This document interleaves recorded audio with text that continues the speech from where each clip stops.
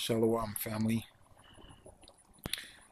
I'm here to give the second part of my testimony for shame to Ahayah. Now, in the last segment, I was explaining how I had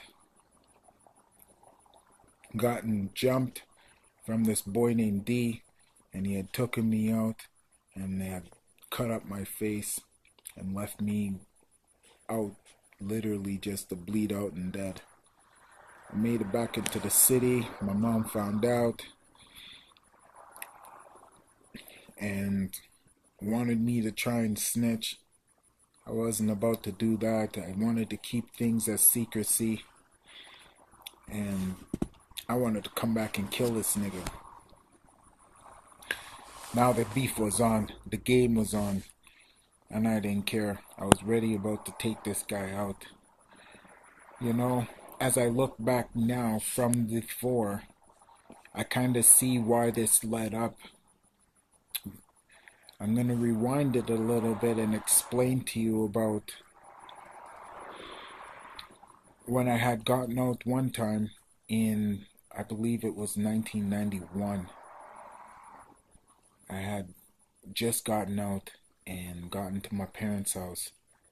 My older sister wasn't there, but my brother was there with his wife, and my older sister, Vernadelle, my baby sister, Monique, Keisha was small at the time, and Keisha and Monique was sleeping. So when I came home, my brother was there and his girl, and I don't know what had happened, but his girl had said that I tried to stare her down. So, I'm fresh out, don't want to hear nothing from nobody, because, that's just that. That was it. I didn't want to hear nothing, So when his girl went over and told him that how I was staring her up, and he came to confront me with it, I was like, yo, nigga, you straight tripping. I don't know where you're coming up on that, but you better check yourself.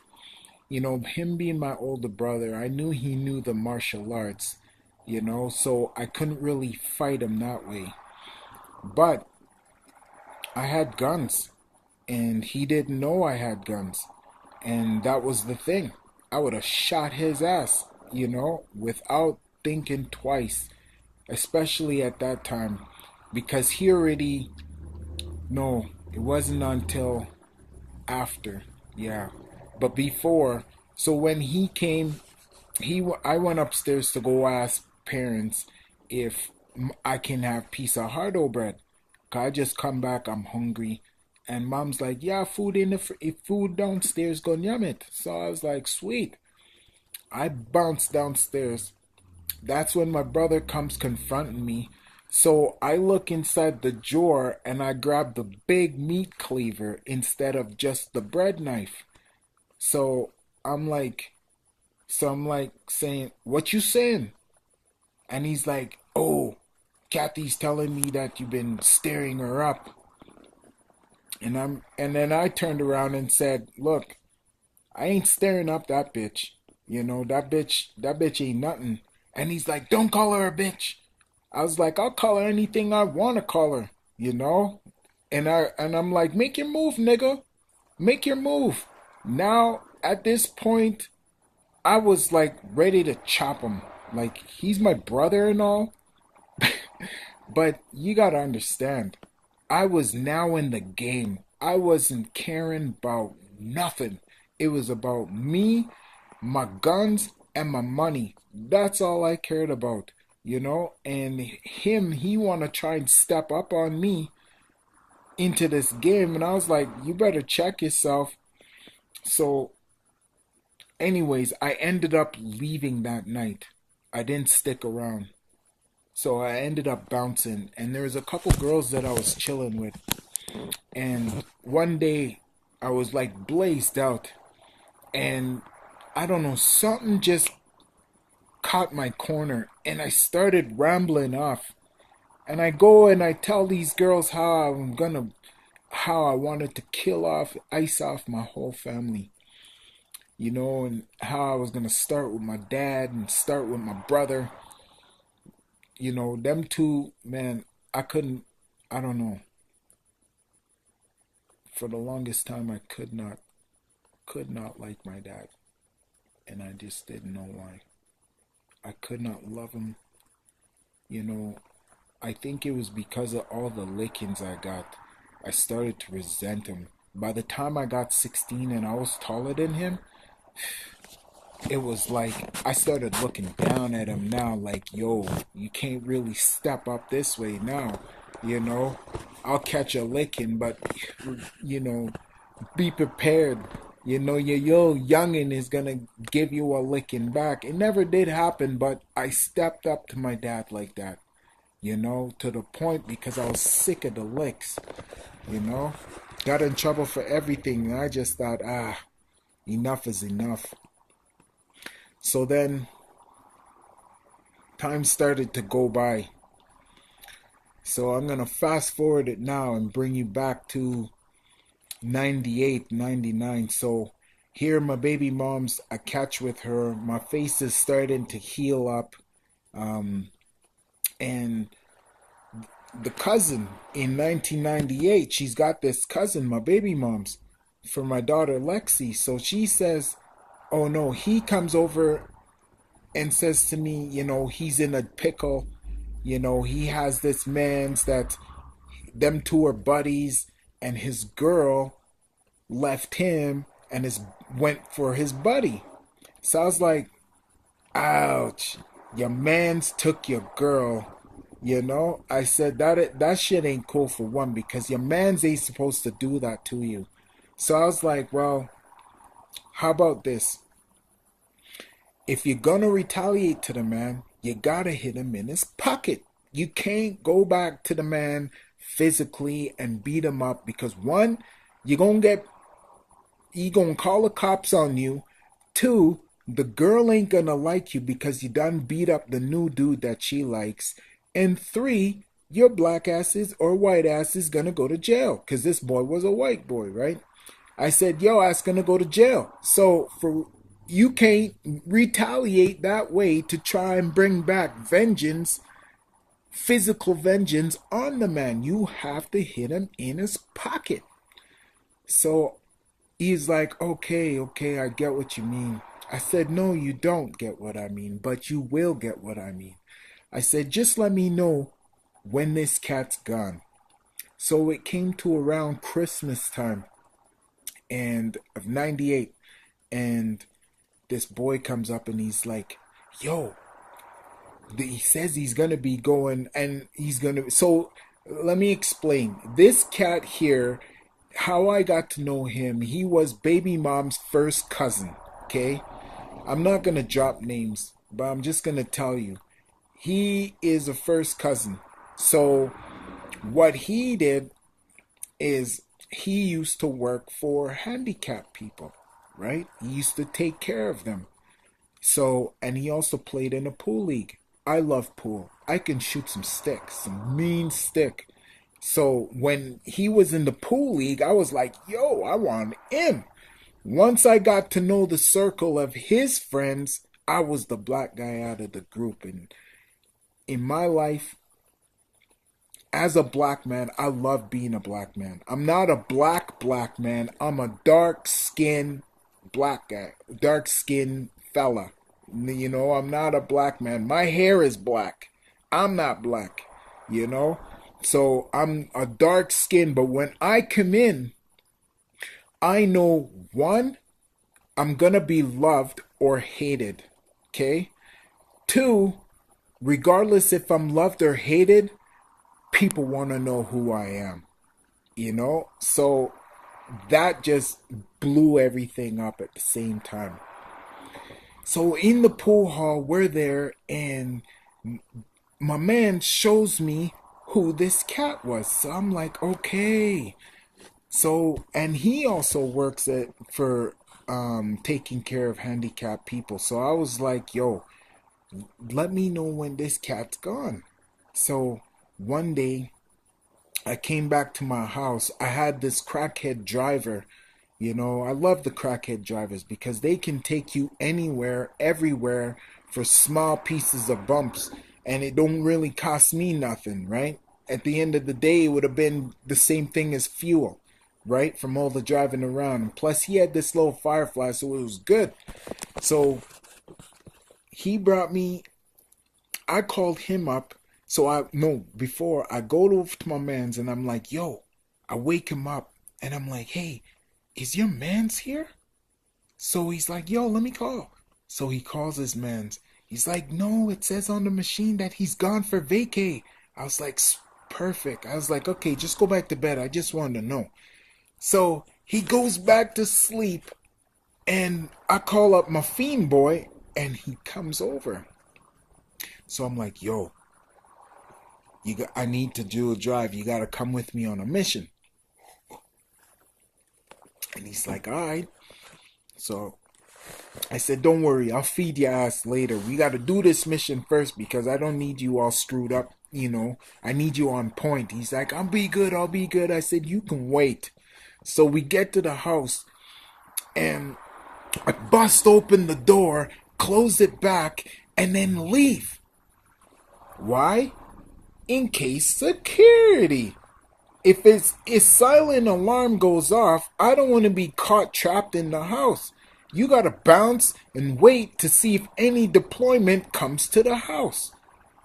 So we wait half hour, nothing. I'm like, this is gold.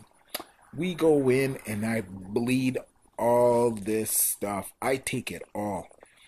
Didn't matter. I even became the Grinch because they had this Christmas tree up and I took everything off the tree except for the star that was on the top. I left that.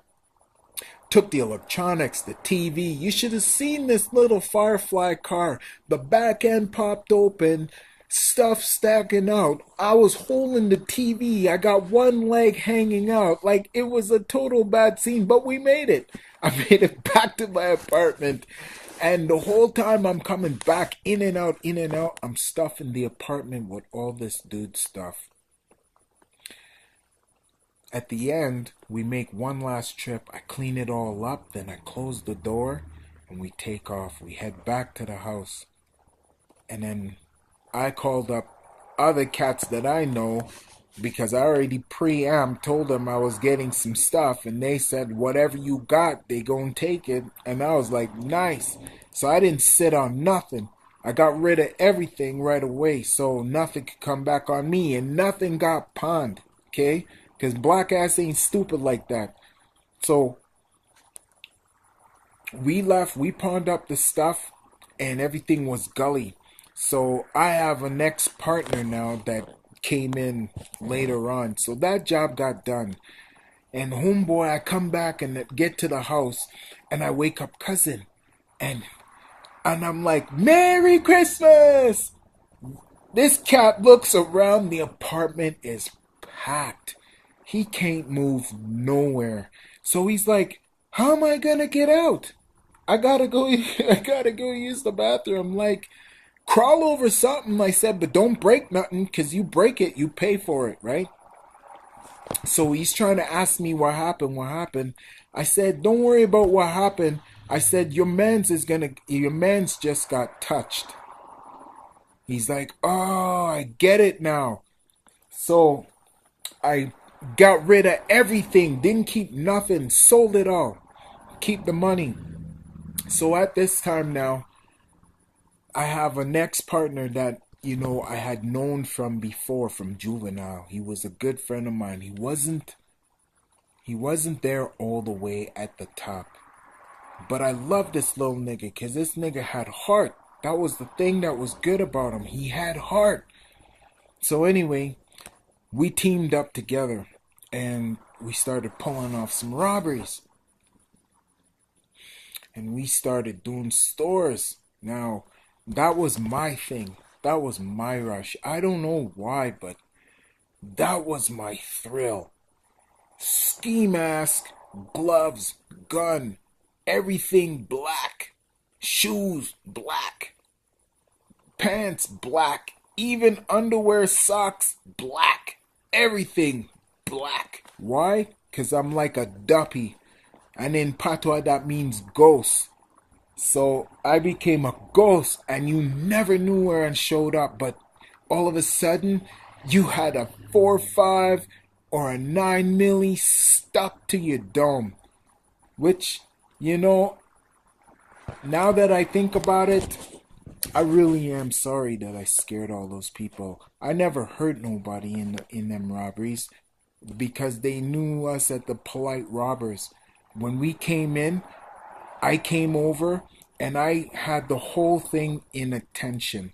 My guys that came with me, they came and got all the property and went for the money and stuff. I didn't do that. I kept the people calm. That was my job.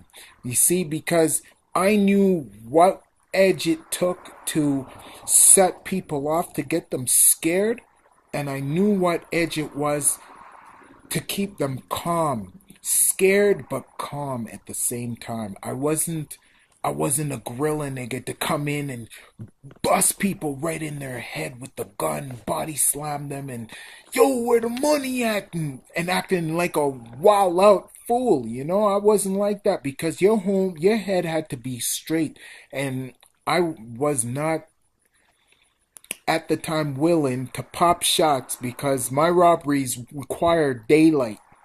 When we came in during the day, we're robbing you thick money right there. And we're gone. We disappear and blend into traffic the same time during traffic. So when cops were coming, they were blocked off. They couldn't get no place. How is people gonna know what's going on? You know what I mean? When they don't see what's going on.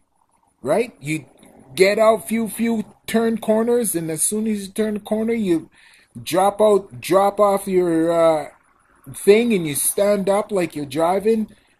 Nobody knows nothing. They ain't thinking you twice. You're blocked right in the traffic, so you're gone. You know? And here they have no clue which way you went. So I always made sure that the people were safe. Nobody got hurt because I was not about to get armed robbery with violence. You know, that became a whole nother level after that. And I wasn't about to do that. So when we pulled off these robberies, everything was good until I decided to go back to school.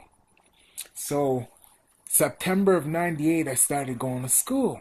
And 99 hits in, the robberies are kicking. So I'm going to school, upgrading, and at the same time, I'm pulling off robberies and selling weed. So I get connected with these girls. Love these girls. I love women. I've always had, love women. Anyways, so there's this one girl that caught my eye, and I just got to know her. So it took me a little bit of time, and I got to know her, and we was talking, and she's like, yeah, she smokes herbs. I was like, sweet. I was like, well, I'll meet you after school. We'll smoke some trees. So she started introducing me to some of her other friends, and then one brethren of mine knew this other girl, and one day the girls came, and the girl that I liked was telling me this story about how she can get herbs, but this guy was a pervert and she didn't like him. And I was like, well, what do you mean? She'd like, well, he will go and front you dope. Like I can always get dope from him, but every time I go and get dope, he thinks it's now he can go and just touch me. He'll slap my ass or grab my tits. And I was like, what? I was like, so this cat's using the dope to try and catch a feel. I said, to me, that's like Creepville. So I was like, okay. So, I kind of thought about it and then threw it at the back of my head because I was thinking, okay, well, this clown. So I go and I meet a couple other girls after school and we go puffing, and all of a sudden, this story comes out again. They're like, yo, they know this cat that they can get herbs, but they're like, no. Because at this time, I already sold out all my joints. I come in with a 30 bag of joints. Okay? I sell each joint for $5. You do the math. I'm making money. It's little money, but it's every day at school. You know what I'm saying? And that's gone at lunch. So 30 spliffs is all I need to roll. That's $150, just in case you were slow on the math. So, anyways, not to insult anybody's intelligence, math was my thing. That's my thing. Anyways, so they're talking about how this boy has trees, but he likes to cop a feel. So I said, hold on. I said, yo, I was like, I heard about this cat before. And they're like, yeah, he's just a total piece of shit. So I was like, okay. So then I said, you know what? Tomorrow, meet me after school here. And they're like, okay. I said, I'm going to have some killer. So that night, I re-upped in trees. I come back. I made about 50 joints this time because I didn't want to run out. So now I head to school and I meet up with the girls. And then the girl that I like, I see at lunch and I'm like, yo, I said, you ain't got to go nowhere after school, right? She's like, no. I said, okay, meet me after school. I said, I want you to meet somebody. She's like, okay. So we all broke out, went to class, and then we met up after school. School comes, and then all the two girls, they're all at the smoking area where I told them to meet me. And I'm like, yo, Aaron, what's happening? And then next girl, I was like, the girl I like, I'm not going to mention her name. Because in the end, she sold me out. And yeah, it was a bad scene. But anyways, so she comes over and I was like, Aaron, this is blah, blah, and blah, blah. This is Aaron. And she's like, okay. So then I started bunning out a spliff because I didn't want to open up and bring up saying, oh, da da da da da. I want the shit to come out by itself. They don't need me to bring it out. So I'm like, yo, this is some alright trees. I said, but I'm out. I still got trees on me, but I'm like, y'all can get trees? And they're like, yeah, we can get trees, but I don't really want to go there. It's this creep down the hill. And then Aaron's like, oh, creep, is that blah, blah, blah you're talking about? Yeah. And then, so said, so done. My magic had worked.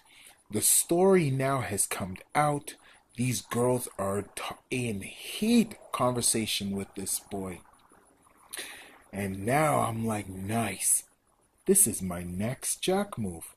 I'm going to kick this boy's teeth right down his belly. So I set it up. I go and I talk to my cousin. Now this is my partner. I called him my cousin because he was my roll dog. Anyways, so we linked up. And I'm like, yo, we got food to eat, man. And he's like, what do you mean? I said, yo, we got food. There's this little sucker boy that's over here. I'm going to set it up so where this bitch can get us the fuck in, we going to kick his teeth in. And we going to eat. So he's like, all right. I said, just don't worry about nothing. Just follow my lead. So I'm like, okay. So because I already had dirt, my baby mom's cousin wanted in because now he has bills. He's seen the money coming in every night.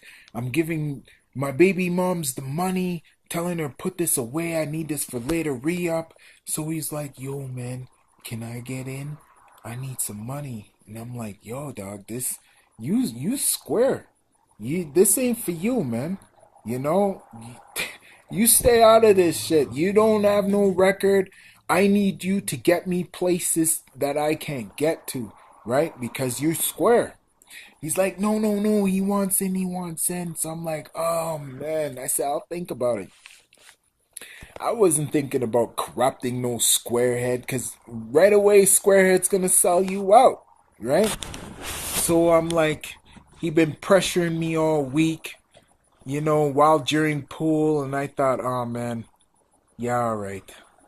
I'll let you in. I said, but you got to follow my lead. Just search the house, do not drop no names. We're going to call each other by our first initials. That way nobody knows what's good, right? Or we'll say Mr. D or Mr. M or whatever, right? So we changed up the logo. So we started from now on until it rang up to whatever. That's how he called me, Mr. D, Mr. D. So, shit got changed and we ain't getting dipped up on it. So I get the girl to set it up. She's gonna ring the door, tell Buddy she wants a quarter, and that she's gonna come and get some cheese. And then when he comes to push the door open, she's gonna just push it open and then walk down. Or when it buzzes, she goes to go in, we're gonna run in and hide, and before the door closes, we're gonna come busting in. So just before she's about to leave, the door's open. She's like, okay, well, thanks. And then we rushed this fool, man. I came in and bust licks on this cat. Why? For one, I thought he was a creep. No good piece of shit. And at that time, I was judge and executioner. And I didn't know that, this was the game. You weren't supposed to take your dope and use it as leverage and degrade people. I'm selling dope, but it didn't matter that I was selling dope because I was selling dope to help somebody else. I looked at it as if they're coming to me and I can help them, then I'm gonna help them. I didn't look at it as I was destroying them because they're gonna go to the next man's to go spend that money, and I'm looking at, well, I got me to look after. My baby mom's now is pregnant and she's starting to breed, and I'm thinking, yo, I gotta start feeding and doing for me and taking care of my household. I still got bills, car payments, and all them sitting that gotta go down too. And this boy got beat down. We bled him, took his dope, took cameras, used his house as a weapon. We didn't pack no guns to get there. We didn't have no knives because we used our hands and feet. That's all I needed at the time was my hands and feet. There's a trio. There's three of us. So I didn't need to bring no weapons. It's only him, one flunky white boy. And I thought, I'm going to service this boy with a smile. And I did. This boy got beat down. And then when he thought that he could start trying to fight back, I just caught a pair of scissors and sliced that up, sliced him up. Not wanting to kill him, but to give him a lesson, to let him learn. Like, look, you can't do these things in the game. See, this is what I thought. This is how the game was supposed to be. There's principles to the game. And everybody was supposed to follow the principles in the game. That's how I thought it was. So after we got our stuff, we left. Everything was gully, that I thought, until the same girl I liked goes and calls Aaron and says how the boy got jacked. So she goes and calls, and then that's when it came up. And I don't know how the hell they got a hold of me. Well, I know how, because they opened up their mouth and went and snitched. And then, now SWAT team comes to the school, come looking for me, and I go to hightail it to inside of the school, and I'm running to find that as soon as I get outside, the whole school is swarmed with SWAT team. For me to come running out thinking I'm gonna be gone, and they're like, I was like surrounded on the floor. As soon as I go to kneel, boom, got butt right to the back of the head. Boom, I'm down. They're on me. Hands cuffed, kick, punch, boot. thrown in the back of the car. We got him. Da da da da da. So I was like, okay, they got me. Go to court and get bail. The cops don't know. No, no, no. The first time I get arrested was at the girl's house. Sorry about that. The first time I get arrested, I go back to the girl's house now to go say hi to her and get arrested. And the cop was been up the last 48 hours. So he goes and charges me for home invasion, right? Robbery, disguised with intent, assault with a weapon because I used a pair of scissors in the spot. So they're there, and I'm like, oh my word, I just got it. I just had a kid. My just had a baby girl, Lexi, and I'm like, oh my word, I can't go to jail now. So all of a sudden, I go in front of the justice of the JP, okay, justice of the peace, and I plead to them, telling them, yo, Your Honor, this gotta be a mistaken identity. This wasn't me. I'm a student, and I haven't done any wrong. I just had a newborn child. You know, they got the wrong person. So the judge seen my sympathy and gave me bail. $300 cash. I couldn't believe it. Booyah! They never had my criminal record from before, which is a list of pure robberies. That's my how do they say, my ammo? My ammo? I don't know. My motto, right? Robberies was my thing. Kicking down doors. I was a gorilla nigga, but not as a gorilla pimp. Don't get it twisted. So anyway, so now this comes and I'm like, what? I can't believe it. So I get bail and I'm out and I go back to school. And all of a sudden they gave me, one of the conditions was that I can't be within 50 feet of the girl that I like. But the thing I didn't understand is we go to school at the same school. So how can that clause be? So all of a sudden now, one day they come to the school and they're like, yo, Tyrone, you're wanted. And I'm like, fuck this, I'm out of here. And I hightail it. I start running into school. That's when bust out the front, SWAT everywhere, gun butt to the head, down on the floor, boots, kicks, gone to jail. This is now December 16th, 1999. Okay? And I'm going up to court. I get busted on a Thursday. I'm in now. I can't go in front of JP no more because second time they arrest me and they revoke me because of the condition that I was in the same school at the same time with this girl. So I broke the condition. So they got me on a breach, a condition. They ain't gonna let me out now, especially now that I gotta go up in front of the judge. The Crown Prosecutor has got my criminal record background. This is juvie, and it's this robbery, home invasion. They ain't letting me out. So the Crown comes to my lawyer and says they want 10 to 15 years. I'm like, holy shit. I said, I can't do this.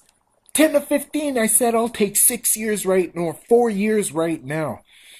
And then he's like, the best I can do is 6. I said, done. And I said, no, I'll take the 4. I said, they can't get me on nothing. They got nothing. And he's like, no, they do got you. And he goes and he throws 3 different books on the table. And their statements. I can't believe it. The baby mom's cousin goes and sells me out. And that was the reason why. Because the Wednesday, he was supposed to show up at the pool hall, oh my word, and didn't show up and make it. and didn't answer his phone that time. Oh man, how I got sold out. Man. Anyways, so I said, okay, December 20th, the Monday, 1999. I go to court and they give me 6 years for robbery. I get 3 years for disguise with intent. 3 years for disguise. No, three years for assault with a weapon. And then 2 years for disguise with intent. My mouth dropped. I'm like, holy shit, I thought we are in the 6 years here. That's 11 years right now, is what you're giving me, man. And then all of a sudden the judge goes, oh my, I'm so sorry, let me re-undo that. We'll give you 6 years, consecutive, 6 years, for the robbery, and then we'll do 3 years running concurrent to the 6 years, and the 2 years running concurrent. And I'm like, nice, because I made a global deal to jump in and plead guilty so I don't have to have my partners coming in and ratting on me and pointing the finger and having them do that. I wasn't about to have them go all the way to do that. I already knew they sold me out. They were willing to do that. And I saw that. And if I pulled them to that point to where the judge is having them talk, I would have got straight screwed. So I said, forget that. Let me just go and deal with this. Get the 6 years over with. All of a sudden, the 6 years come in. I go back to remand and I'm sitting there thinking, okay, 6 years. 5 days before Christmas. Mama, I already promised Mom that I'm coming to the house for Christmas. What am I going to tell her? I can't tell her nothing.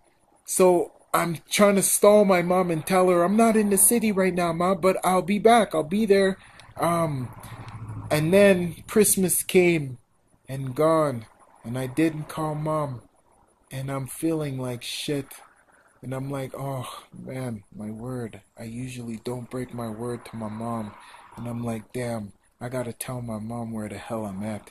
All of a sudden, after Christmas, as the courts opened up in the last weekend of December before New Year's, all of a sudden, I gotta go back to court again. And I got new charges. 3 more armed robberies and another beanie. And I knew it right then and there who sold me out.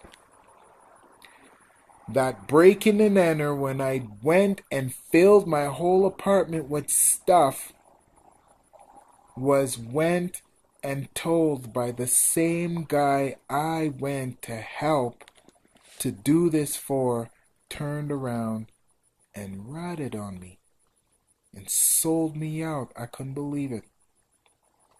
So here I go back to court, and they're like, well, I said I took a global deal. This no way you can come back and charge me with more time, because that's one of against one of the constitutions. So they said, well, because this is kind of like new evidence and it wasn't with the rest, what we'll do is we'll give you 1 year concurrent to 1 year consecutive each charge.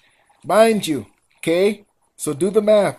I got 6 years, 3 years, another 2 years, 3 more armed robberies, and another B&E. They got the 15 years in total. They gave me 7 years altogether, but the other time all ran concurrent. The other 3 robberies, so I get 1 year for the B&E, which went consecutive against my charges, and because the other robberies were MOs, they add them concurrent. So I still ended up with 15 years, but only had to do 7. So I'm like, oh damn, on my way to the pen now. 7 years. I gotta call my mom. Now it's after January. I'm getting close to my birthday. I still haven't been to my mom's. And I call my mom. And I'm like, Mom, I'm so sorry to tell you. I got bad news. Man, when I told my mom, it killed her. Oh my word. My mom got so sick. I couldn't believe it. My mom got so sick. Oh my word. And I felt so bad. And I freaked out. And I punched out a couple people and ended up in a hole and almost got maxed out and told them that I would chill out. And I told them they found word what happened of why I freaked out, so they gave me that leeway. So as it stands now, here I just got a brand new little girl. October 9th, she was born. Here, December 20th, I just picked up 6 years. And by January 20th, I picked up an extra year, making it 7 years. So here I'm doing a 7 year stretch. Baby mom's come to check me now at the penitentiary. She's telling me she can't do this. And I'm like, yo, I won't be in here long, just as long as I still got the support and whatnot, and I could still make money while I'm in here to supply us and make us good. You ain't got nothing to worry about. She's like, all right. So 2000 comes in. By January of 2001, I got a PFV with the baby moms, which is a conjugal visit. I haven't seen nobody in a long time, so I'm like, yeah, 72 hours with my girl. I'm like, I'm gonna beat that ass right up. So she comes, and things is good. Got to see my little girl. We eat food. She cooked for me. I cook for her. Everything's good. And then she drops on me, telling me she don't know if she'd be able to do this anymore. And I was trying to calm her down, and everything was good. All of a sudden, she just stopped writing, stopped answering my calls, stopped writing. Then all of a sudden, my mom calls me and says, no. So things started going on. I figured, okay, well, she's going to do her thing. It is what it is.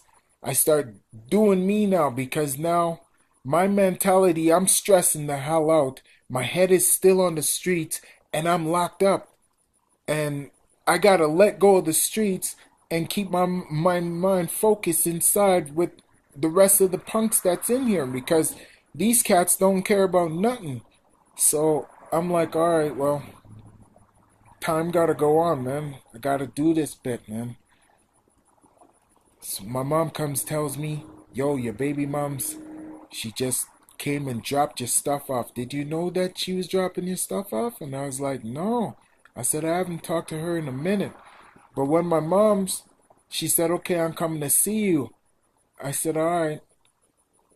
And then my mom comes up to see me. I'm already locked up in the hole 2 weeks.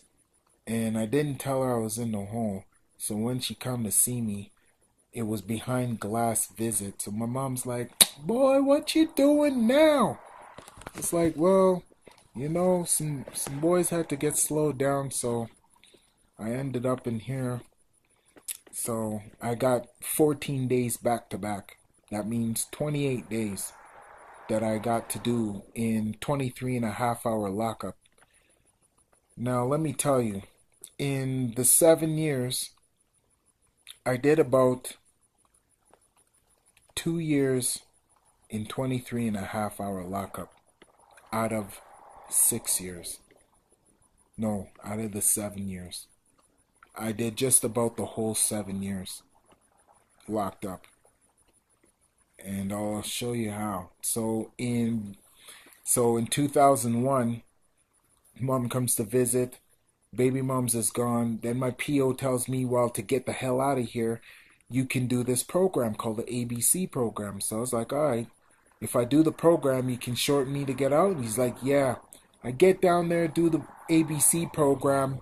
All of a sudden, 9/11 hits. Boom. We get locked down. All of a sudden, now remind you, I had turned my faith into Muslim. So now I was the top Muslim cook the chef, and nobody cooked but me. So I come here to Saskatchewan in this regional psychiatric center to do this program, 6 month program. This is like the top notch.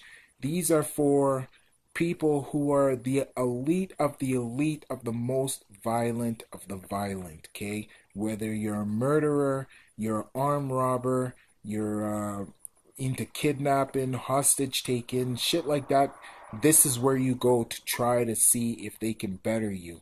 And if you can't pass this program, then there's literally, they think there's no help. But, you know, as they say. So, because I was spitting rhymes, when I was there, they had a talent contest. I spit some rhymes, and all of a sudden they were like, "Oh my word, we got to do something about this guy. The lyrics that he's spitting." They weren't understanding. I'm spitting the same lyrics that's on the CDs. The only thing is, it's mine. I'm writing my own rhymes.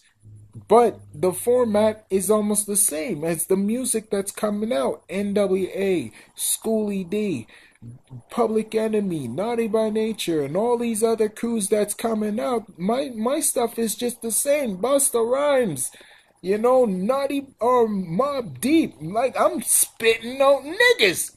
You know what I'm saying? The Lux wasn't until, like, early 2000s, which is, yeah, at this time and that, you know what I'm saying? And the Violators, all these cats that's coming out, it was all East and West, back and forth about the hip hop and the rap, the mix. And I'm spitting for the West Side, C-Town. That's how we do, right? Or MTL from where I'm from, right? So, anyway, the talent show goes through. They analyze me on this thing. We get total lockdown. Everything's all in chaotic situation. I get to meet some cats that's there, and some RAs, red alert. And these cats were running red. I run blue. And I never ever run red. I was always a crip nigga. That's how we do. We post up, right? So, after that, I come back from there doing the program. Then they're telling me, oh, the program isn't done properly. I gotta go back again and redo it. I'm like, man, damn. They're playing with me. They never wanted to let me out, man. So I head back to go do the program for the second time. The second time comes in. Now this is 2003. My first warrant expiry was coming up, which is 2004. Okay? And when that came in, I was like, praises. Coming up, man. I haven't seen a girl in so long. It's been a while. And, there is all these little he-she things running around. And I nearly wanted to punch out every last one of them. But you just let it free, So I left. Got out in 2004, start release. Go to a halfway house. They gave me residency. While I had to go to a pro board, my parents even came. They still gave me residency on stat release. So I go to a halfway house and taking my time integrated into the community. And I run into this one boy and he's like, yo. I was like, that was good. He's like, nah, man. I said, yo, I need some pussy, man. You gotta hook me up. He's like, yo, man, I can take you to a spot, no worries. I was like, nice. So he brings me up to this spot and I'm like, damn, dog. It looked like a straight crack shack. And it was. This boy had already come and punched out people at this place. So when we got there, people were jumping off the balconies, hightailing it. I didn't understand why they're leaving. So we're there not even 15 minutes, and the place gets surrounded by SWAT. I'm like, oh my word, I don't believe this shit. I'm on parole, and you bring me to a spot, and we're all surrounded now. I said, I'm out of here, man. So when those people started coming out, he wanted to bang up in there. I was like, yeah, I'm out. The cops came in, told everybody come out. I started coming out with my hands up, the whole 9 yards, because I didn't do nothing. I just wanted to come there and get a piece of pussy. And then here, now I'm getting jacked up with 5-0. So I come out, all of a sudden I go in. They asked me why am I there. I gave them the reason why. Look, I'm out. I'll be honest, I'm out. I live at a halfway house, blah blah blah. I just wanted to come and get laid, dog. That's it. I wasn't looking for nothing. So they checked me. They knew I wasn't doing nothing. I got piss tested. Got back to the spot. My piss test come back negative. But because they said I was suspicion of being suspicious, my parole got revoked. Off back to the pen I go. So I'm out less than a month and a half. I get turned around, sent back to jail. This time I'm not going to Bowden. They go send me to Drumheller. So I get to Drumheller. And there's this canteen girl that's there. So we go to buy every 2 weeks. You get paid. You get jail money. The top jail money is $6.90 a day, especially if you're working. And if you're working in the kitchen, that's $6.90. Okay? And then you get incentive as 25 cents on the hour that you can make extra. And this is your money. So, cats can start making up to $100 every 2 weeks. And when you're making that kind of money, you're pimp money. Because now you're making more money than everybody else. And it's usually kitchen workers, people that working in the shops, they make incentive money. But if you're like cleaner and all that, you ain't making no incentive money, man. Because you got to do extra. Because now you can stay extra shifts. So here, I'm like, okay. Get in. They go back to Jum. I get maxed out. I go there, start meeting some people. And I'm like, man, who's all here? Because here from the last jail, I slapped out enough people and they had got sent over to Jum. So here I'm thinking cats were going to try and punch me out. Rolled up into this one cat, and this cat had screwed me on a job that we had did on the outside, and he probably laced me for a good $60,000. Okay, like this wasn't soft money, and we did this job so good, we got so much, and in the end he went and sold all the shit and didn't give me my money. So I found him later and knocked his ass the fuck out right in the jail.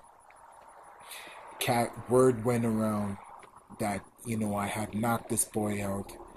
And, so cats started to back off, because they knew what was happening. I've been there not even 2 weeks, and already a boy got punched out. So I didn't know what's going on until this girl, canteen girl, had liked me. Every time I bought stuff, she would give me an extra little package. So I thought that was cute, And then, so I wrote her a little note saying like, hey, I think you're cute, blah, blah, blah. And I don't know what happened. If she turned it in or she got caught with it. But they got me. After May long weekend, they locked me down and maxed me out. And here I'm going to Edmonton Max. Some mom's security prison now, Sharp's Farm. And I'm like, man, I don't believe this. My life is getting worse. Worse and worse. And the whole time now, I didn't seek God. I never seek the Most High until I went to the hole for transfer. Edmonton Max. I'm like, oh my word, oh my word, oh my word. I don't know what's going to happen now. And I'm thinking, shit, I'm going to maximum security. Anything from there is the shoe. I'm like sweating now. I'm not small. I'm a big nigga. I'm 35 pounds. It still don't matter. Especially if cat's gonna try and get you. They come up 2, 3 at a time. It's not one-on-one. These cats come in deep. So Even if you're big, it just means more poke holes. That's it, you know? And I was like, damn, I'm going on the max now. Oh. So the day of transfer, we get to the max. I got me a Bible. The chaplain came down. I requested a Bible so I could read. I start praying, start reading, start praying, start reading, asking Most High to guide me and watch over me. And then once I got in, I got to the jail. I still kept the Bible. I got cutlery. Now they give you spoon and fork. And then while I was there, every night, I'd be under my bed and I'm sharpening my utensils. I'm sharpening my knife, and I got it right to a point. My toothbrush into a point. I'm sharpening everything underneath my bed because I don't have nothing, right? And then when they ask for my spoonware, I don't got none because my spoonware has now turned into weapons, which you can get charged inside, which you get whole time again. So I made the top point of my spoon my shiv, and I held on to my spoon, my cutlery and that, and it's in my hand. So when they come, they always see it in my hand, and I ain't letting go of it until it's ready, because if I let go, I'm using it. Straight up. And that's the way it was. So I sharpened up my thing and got it to a sweet point. And these points was not going for your body. I'm going for your neck, because that's the only thing that's going to slow you down. So here we're there in the max. A white boy come down from Winnipeg and he's talking up smack about how this and that. And the first day we get transferred, we go to the units, C block, and we get in, and it's close to supper time now. So we go after count. We made it to the unit during the count, and then we get let out, and it's supper. And we go in, and I go and I get my tray, and I see a couple of cats that I knew from back in Trump, and I'm like, nice! I knew some people here, sweet!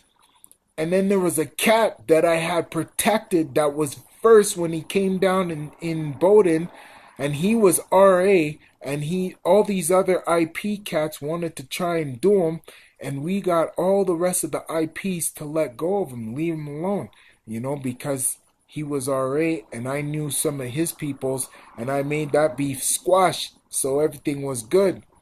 And when I saw him, I was like, nice. My heart just pumped nice. But we weren't on the same unit, right? We were side by side, so it was still, he was on gang unit, and I wasn't. And I wasn't red, I was blue. But I still had an adversary who was still my road dog. So it was nice. So we're going to eat there, and all of a sudden, the same white boy that comes out gets rock and a sock piped in his head. So they beat his ass first day in. So the whole place is bloodied up. He gets piped up. And I'm like, oh my word, I don't believe this. First day out, I don't even get to eat my supper, and already we're locked down. So they got shivs. I helped bring shivs back in. And then we get to the units. We're locked down. We're locked down for like a month. When you're in the max for a lockdown, they don't play. They lock you down for a month, period. And as soon as you get off lockdown, start up your shit again, another month. Lockdown. And mind you, this is 23 and a half hour lockup. That's what I'm saying. I wasn't joking about this lockdown sitting. And I got tired of the lockdown. And by the time the years kept going, I was like, I had enough of this shit. So 2005 came. And no, 2006. And I'm getting time for parole. And there was a period of time in there in Edmonton where there was no other blacks but me. And they had transferred me to this unit called War Unit, which is White Aryan Resistance. Okay? And for the last 8 months of my time, I spent my days to a neighbor who had a swastika tattooed on his head. but we became good friends. The biggest roll dog they had on their unit was my man's. You believe that? The biggest cat they had, I was pumping iron with him, and everybody else didn't do nothing because that was their man's. He was their muscle, and he was working out with me, and he wasn't gonna give out his workout partner because I was black, So that was the most bonus thing about it. I love that. I took the biggest dog and became his roll dog, but I think I know now the Most High did that to save me. I still didn't know why he saved me, but he saved me. So here, I'm getting ready for start release again. And it's at this point that we're at to today, to where Ahayah has been so grateful in my life, where, man, he's blessed me, to the point where I've gotten to, and I got out. And the first day I got out, the one of the guards named Z, I went to school with him. This cat, he had more game than me when we were Jewies. And I couldn't believe how he was a guard. But he became a guard, and when he asked me, "What is it you want to eat, bro? I'll take you anywhere you want to go." And I was like, "Get me a doner. I want a doner, man. I haven't had a doner in so long. And make sure it's halal."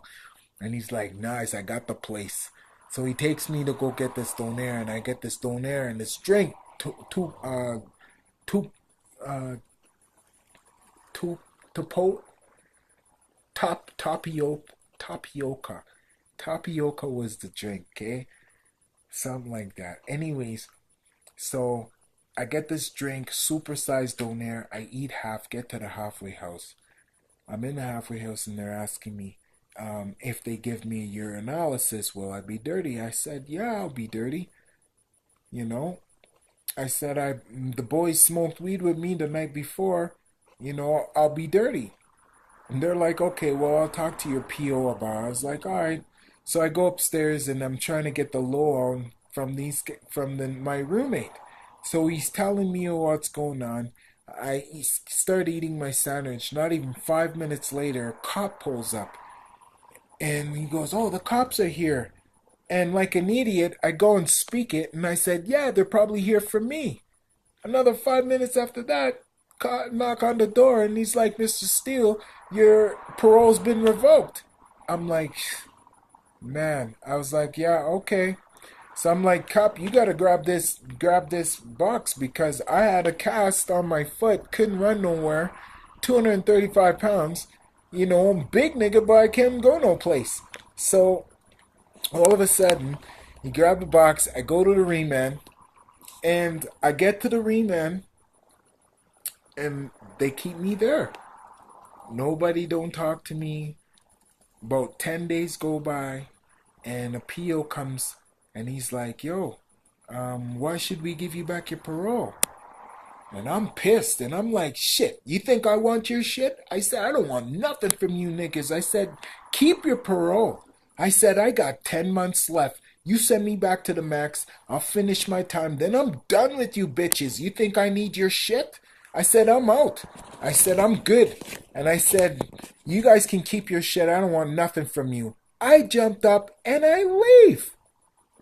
I cuss this guy out and I leave. I don't want nothing. All of a sudden, 3 days later, they said, Steele, pack up your stuff. You're leaving. I said, okay, sweet. Here I'm thinking I'm going back to the max. They send me back to the halfway house. I knew I'm set up. Because they didn't have a urinalysis from me, they couldn't revoke me. So they send me out, and it was like a Thursday. So they said, well, you're going for a piss test Saturday, and you can do the piss then, and then we'll find out with whatever, and then you can just go about your business. But you gotta be at your urinalysis to get it. So I'm like, all right, no worries. So I said, fine, we can go and do that. So I go do the urinalysis, and that weekend I run into some people that I had knew from back in the jail, from where I first went. And I'm like, nice, brethren, blah blah blah. I give him the lowdown on what was going on. Told him I need the belts. Sorry about that.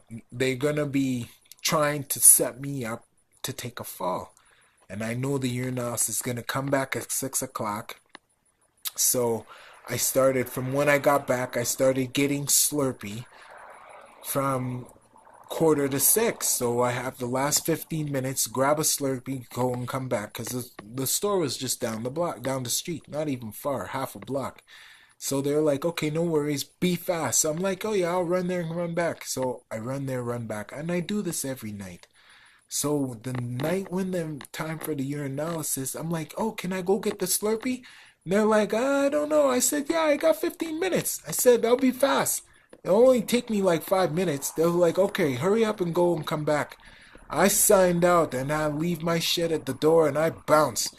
I didn't even bother come back because I knew by 6 o'clock, right after 6, every Tuesday, the urinalysis ticket gonna come up, and then if guys are gonna get shipped, they get transferred out Tuesday, and the new recruits come in on Wednesday, so they'll have open beds. That's how they do it. It's a repeat cycle.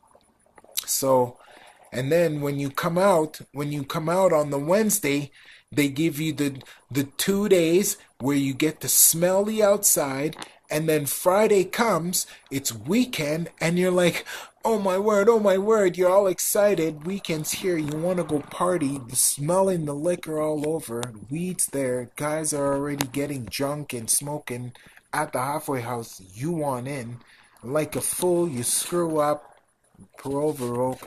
But, I was on a different mission. My mission was to come see my mom. I haven't seen her in the last 7 years, and I wanted to see her. No, I saw her in 2004 when I was out, but it was only for like a month. And I was about to go back in. I wanted to see my mom. So I'm on the run. And while I leave to go on the run, Edmonton Max gets put on lockdown because this was in May now of 2006, and Edmonton Max goes on lockdown because there's a handgun, 22 handgun inside the prison. I wasn't about to go back at that time now. I was like, forget this. It's like this place is, Edmonton's on lockdown city.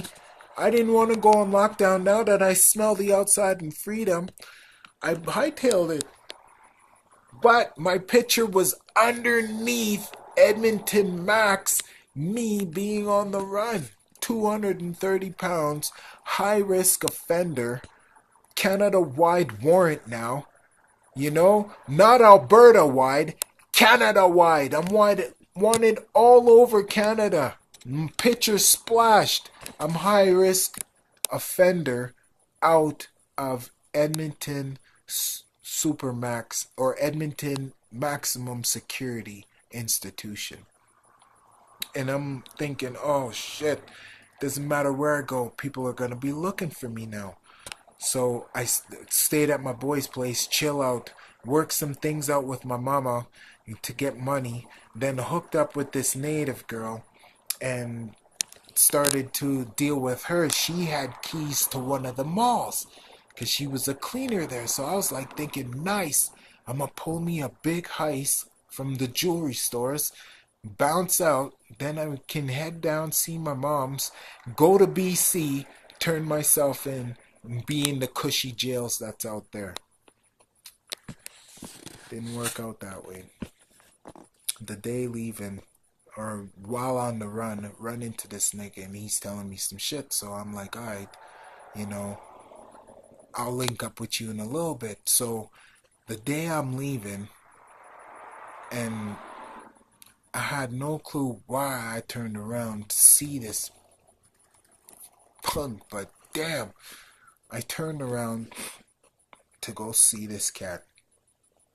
and get to the house. Give my driver, mind you, like I told you, I had crackheads for drivers. So I have this guy driving for me, and you gotta go slow and steady, easy, do the speed limit and all that. And we headed down to the address to this boy Gibby. So I get to the place, and I seen this undercover, knowing that he was there, but not knowing that he's watching the house. Get into the house, and they're not even 10-15 minutes, and I see the spotlight outside the house and a bunch of cops. And I'm like, holy shit, I gotta get the hell out of here. I'm already on the run, and I wasn't about to do nothing to get caught. I want to see my mom's. So I cut open the window, and I had this big meat cleaver like knife with me because I was chopping up herbs. The girl that I was with wanted to go take a piss, so I just followed her in the bathroom. It don't matter to me, right? It's only natural. People gotta pee. People gotta pee. Mind you, I got three sisters, so all that was like nothing.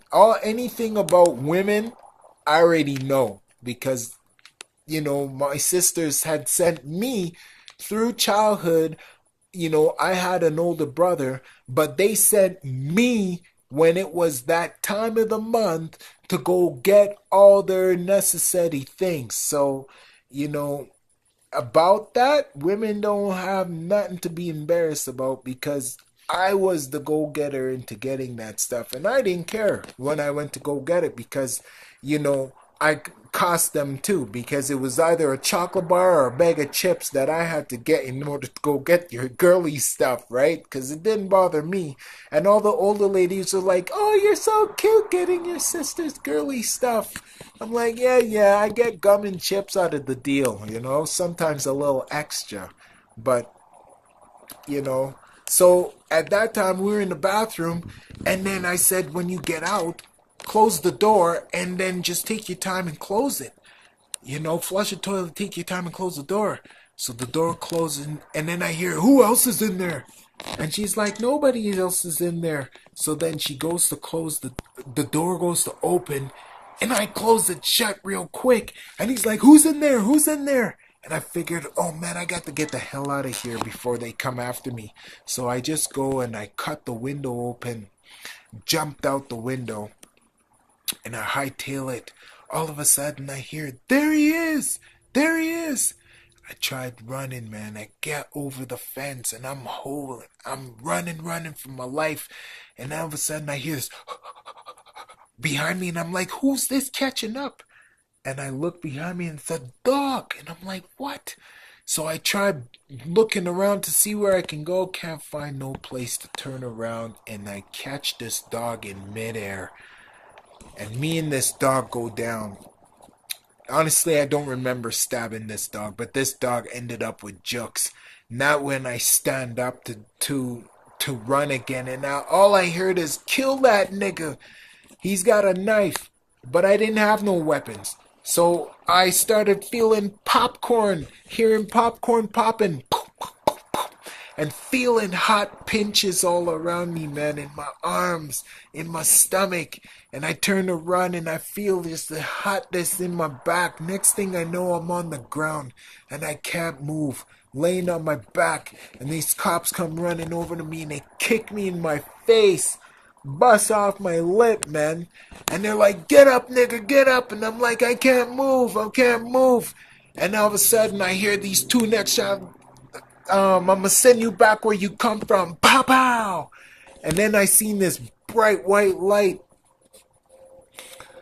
And I don't remember nothing but being in the hospital. No, I was in like a coma. And I seen this.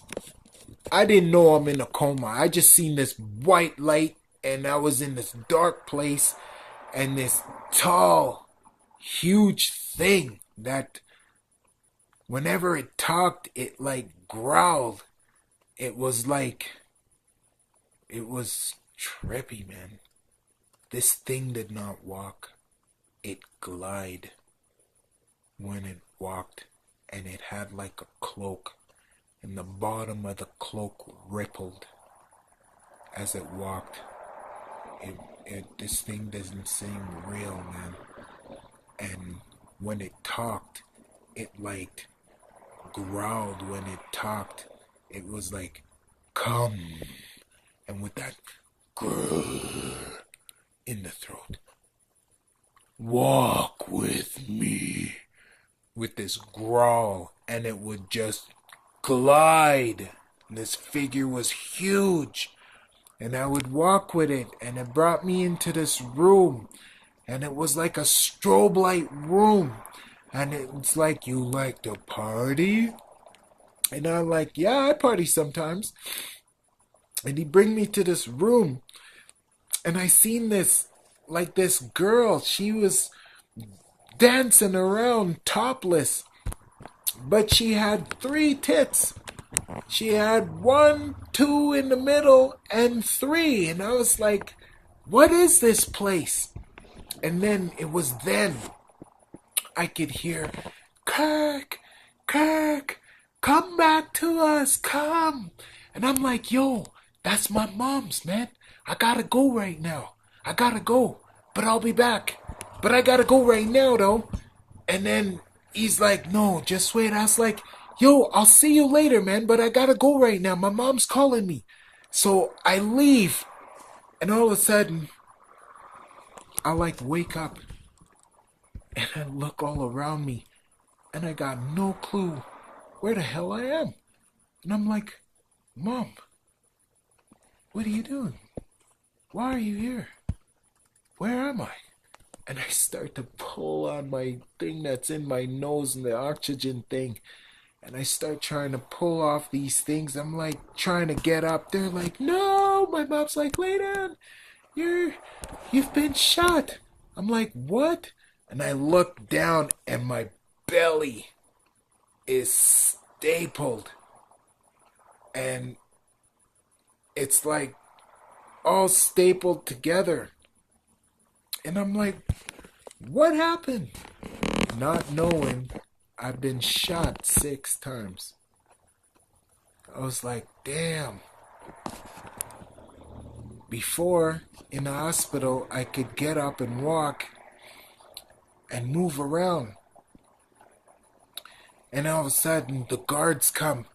And this one guard, I thought he was out to kill me to try and finish off the job. And I'm like, yo, I don't trust that guy. I don't trust that guy. When Monique was there with me, I was like, Monique, don't leave. I don't trust that guy. He's going to try and kill me off. My sister left. They wouldn't let her back in. All of a sudden, 2 guards are posted up into my room. And they got me handcuffed to the bed.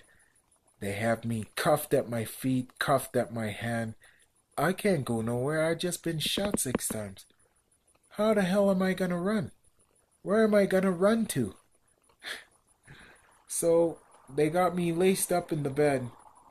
And then all of a sudden, they're going to transfer me back. The same place I didn't want to end up, I end up going. They sent me back to Edmonton Max. I was like, oh my word. I'm back to Edmonton Max. I totally screwed up. I got no dope to bring back to the boys. The boys obviously heard what's going on. I didn't know what happened or how it all came about for me being busted. You know, all I knew is that cops showed up at the spot and I had to hightail it out of there. So I get back to the jail. The boys love me off. My one big muscle dude come to see me. He had a visit same time my mom was there. He nearly popped the bullet out of my back, giving me such a big hug. Squeezed the shit right out of me. You know, I couldn't believe it. But then they put me in this room and the cold air kept colding my back, and I kept telling them I'm freezing in here, freezing. And I think they did it on purpose to try and kill me off. So, anyways, I caught osteomyelitis in my spine, which